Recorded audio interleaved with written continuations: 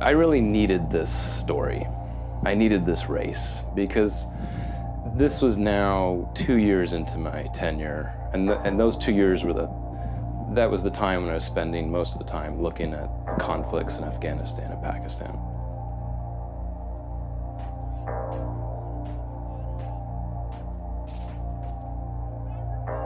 And, you know, the conflict in Afghanistan, from what I could tell from my time there, was just a total mess.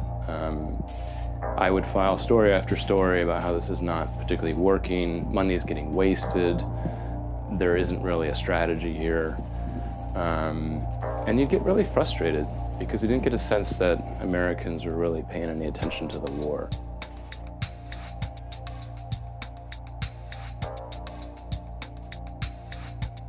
Pakistan, you know, you're interviewing refugees that have been kicked out of their homes from the Taliban, and then the military coming in to kick out the Taliban, and they're living in these tents in 100-degree weather.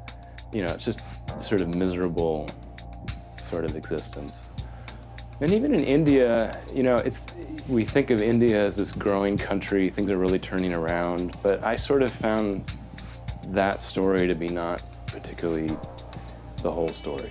You know, I went out to interview this girl who was 12 years old, and her parents had decided it was time to get her married. And she really wanted to stay in school and get an education. And just to see the amount of effort she had to fight that, it was really an eye-opener. I mean, I think for Americans, we have this sense that anything's possible in life. And I think my time in South Asia over the years just made me feel like there are real limitations on a person's freedom and autonomy, that there's definite limits.